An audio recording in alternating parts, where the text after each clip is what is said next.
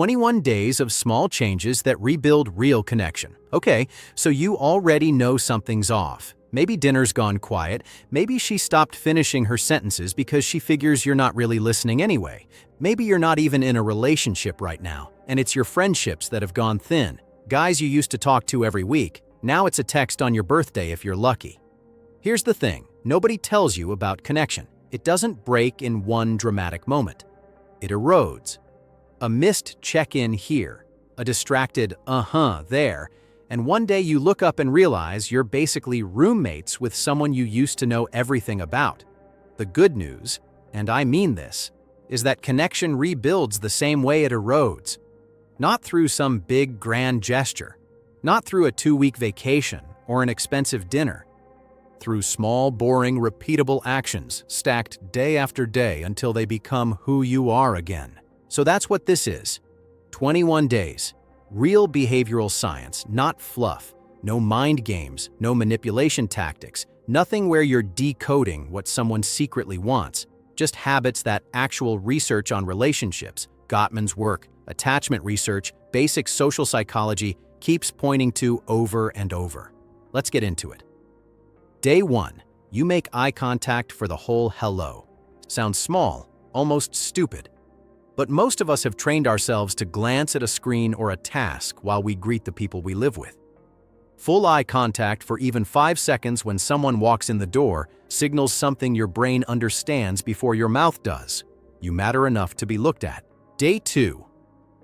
You ask one follow-up question. Not the polite kind where you're already thinking about your response. An actual follow-up based on something she or he said yesterday. How'd that thing with your sister go? That's it. It tells the other person you were actually listening the first time, which, honestly, most people stop doing once they've been together a while. We assume we already know the story. Day 3. You put the phone in another room during one meal. Just one. Doesn't have to be dinner. Research on what's been called technofrence, technology interference in relationships, keeps finding that just having a phone visible on the table, even face down, changes how connected people feel during conversation. Not because anyone's checking it, just because it's there. Day 4. You say thank you for something specific, not thanks for everything you do, which honestly sounds like something you'd write on a card you didn't put much thought into. Something specific. Thanks for remembering I hate cilantro. Because specificity is what makes gratitude land. Vague gratitude gets filed as politeness. Specific gratitude gets filed as attention. Day 5, and this one trips guys up. You let a small annoyance go without commenting on it. Not suppressing it, not stewing on it. Just noticing, that bugged me a little, and choosing not to say anything, because it genuinely doesn't matter. The Gottman Institute's research on stable couples found something interesting. It's not that happy couples don't get annoyed, it's that they let the small stuff pass through them instead of turning every irritation into feedback. Day 6, you touch base in the middle of the day. A text, a call, doesn't need to be long. Thinking about you, hope the meeting went okay. This isn't about being needy or checking in like a manager. It's what attachment researchers call a bid for connection. A small signal that says you're on my mind even when we're apart. Couples who consistently respond to these bids, even briefly, report far higher relationship satisfaction than couples who don't. Day 7, end of week 1, you ask what they need instead of assuming you already know. This is bigger than it sounds. A lot of us, especially guys who've been in a relationship a long time, start operating on autopilot. We think we've got the read on what our partner or our friend wants from us. Sometimes we're right. A lot of the time, we're running on a version of them from 5 years ago. So you just ask, what would actually help you this week? And then, this is the hard part. You listen to the answer instead of defending the assumption you walked in with. 7 days in, and none of this required flowers, an apology tour, or some kind of relationship intervention. Just 7 small, repeatable choices. And here's the thing. By day 7, most people report the other person has already noticed something's different, even if nobody said a word about it out loud. We've still got 2 weeks to go, and honestly, the next stretch is where it gets more interesting, because now we're not just showing up differently, we're starting to rebuild the habits that make connection last. Day 8. You tell a story about yourself that you haven't told before. Sounds strange, but think about it. How many new stories do you actually share with someone you've known for years? Most long-term connection runs on the same handful of anecdotes, recycled at dinner parties. Self-disclosure, even small and low stakes, is one of the strongest predictors of closeness that social psychologists have found. It doesn't have to be deep. A memory from a job you had at 19 works fine. The point is, you're handing over something they didn't already have. Day 9. You notice something and say it out loud. A new haircut, a good mood, the fact that they seem tired. Most of us notice plenty. We just keep it to ourselves, figure it's obvious, figure they know we clocked it. They don't. Saying the observation out loud is what actually registers as attention. Silent noticing doesn't count for much if it stays silent. Day 10.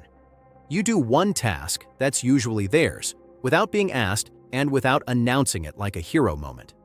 Not a grand gesture, just quietly handling the thing that's normally not your job. Behavioral economists who study relationships call this an unprompted contribution, and it tends to land harder than a planned favor because there's no expectation attached. You didn't do it to get credit. You did it because you noticed the load. Day 11. Here's one people resist. You apologize for something specific, even if it's small, even if you think it's not a big deal. Not a blanket. Sorry if I upset you, which is barely an apology at all. Something concrete. I was short with you this morning. That wasn't fair. Research on repair attempts, again, this comes out of Gottman's lab, shows that how a couple handles small ruptures matters more for long-term stability than how often ruptures happen in the first place. Everybody messes up.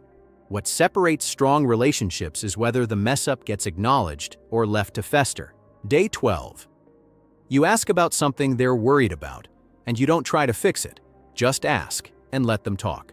This one's genuinely hard for a lot of guys over 40 because we're wired, culturally, maybe biologically, who really knows, to hear a problem and want to solve it. But a lot of the time, especially with people we're close to, what's actually being asked for is to be heard, not managed. If they want your advice, they'll ask for it.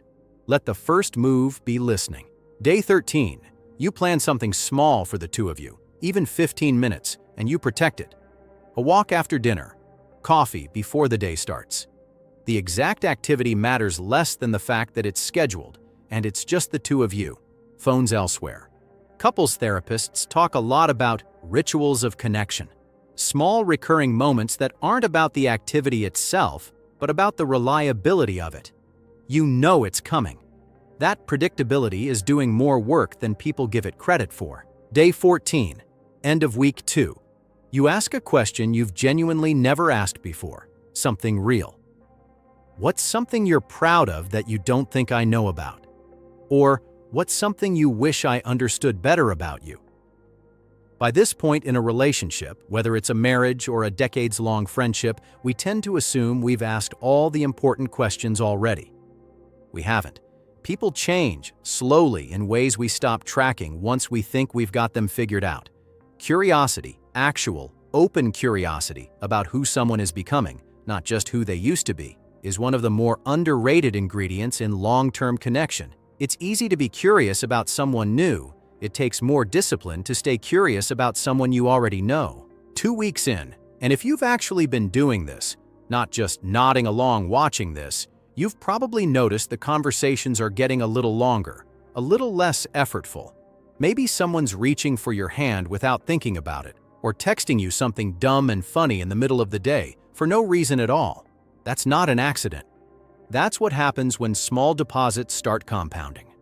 And look, I'll be honest with you, week 3 is where most people quit these kinds of challenges, right around the point where the initial novelty wears off and it starts to feel like just another thing on the list. So the final stretch isn't really about new tactics. It's about whether you can keep showing up once it stops feeling new. That's actually the whole game. Day 15. You give a compliment that has nothing to do with appearance, something about their character, their judgment, the way they handled a situation. "You were really patient with your mom on that call" lands differently than "You look nice today," because it tells someone you see the substance of who they are, not just the surface. Most of us are starved for that particular kind of attention without even realizing it. Day 16. You share something you're struggling with. Not a full breakdown, just an honest admission. Work's been stressful, you've been in your head about something, you're not totally sure how to handle a decision coming up.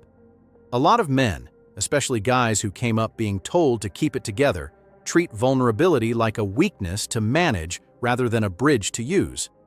But closeness runs in both directions. If you're only ever the one listening and never the one letting someone in, the relationship stays lopsided, and lopsided relationships don't hold up long term. Day 17. You remember something small from a past conversation and bring it up. Not because you're testing whether they'll be impressed, because it's genuinely useful information about a person you care about. How'd that presentation you were nervous about go? From 3 weeks ago. This is a callback to day 2, but by now it should be less of an exercise and more of a reflex. That's actually the goal of all of this. Habits that stop being effortful and start being who you are. Day 18. You make physical affection a little more casual and a little less transactional. A hand on the shoulder walking past, sitting a little closer on the couch than you need to. Touch research consistently shows that non-sexual physical affection, the kind that isn't leading anywhere, isn't a prelude to something else, is strongly linked to feelings of security in a relationship. It's a quiet way of saying you're safe with me without saying anything at all. Day 19. You protect someone's reputation when they're not in the room. Doesn't sound like a connection exercise, but think about how it feels when you find out someone spoke well of you when they didn't have to. Loyalty in absence. Not agreeing with a jab a coworker makes, not piling on when a friend group starts talking about someone who isn't there, builds a kind of trust that direct compliments can't touch because it's not performed for an audience. It's proof of character. Day 20. You ask plainly how the last 19 days have felt for them, not fishing for praise. An honest check-in. Have you noticed anything different? Is there something you want more of, less of? This matters because connection isn't something you do to someone, it's something you build with them. And the only way to know if it's working is to actually ask instead of assuming your effort is landing the way you intend it to. Day 21. You name what you appreciate about the relationship itself, out loud in plain language. Not what you appreciate about them as a person, what you appreciate about the two of you together.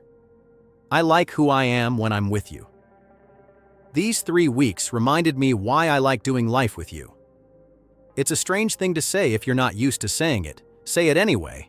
Naming a thing tends to solidify it. So that's the 21 days. And if you're the kind of guy who wants a shortcut, I'll tell you now. There isn't one. Nothing on this list works as a one-time move. The eye contact on day 1 doesn't mean much if it never happens again. The specific thank you on day 4 doesn't mean much as an isolated event. What actually rebuilds connection is repetition. The same small choices, made often enough that the other person stops being surprised by them and starts expecting them. That's when it becomes trust instead of a gesture. And here's something worth sitting with. None of these 21 days required you to change who you fundamentally are. You didn't need to become a different kind of man, more talkative or more emotional than you're naturally built to be. You just needed to become slightly more intentional 21 times about a person who's probably been quietly hoping you would. Connection doesn't collapse in a day, and honestly, it doesn't come back in a day either. But it does come back. Slowly, then all at once. You'll notice a Tuesday where the conversation just flows the way it used to, and you won't be able to point to exactly why. That's the 21 days working. So tell me, which of these 21 hit closest to home for you? Which one are you already doing, and which one, if you're honest with yourself, you've let slide? Drop it in the comments, I read all of them. And if this gave you something worth trying, hit subscribe. We put out a new one of these every week, built for guys who want to keep getting better at the relationships that actually matter. Thanks for watching. I'll see you in the next one.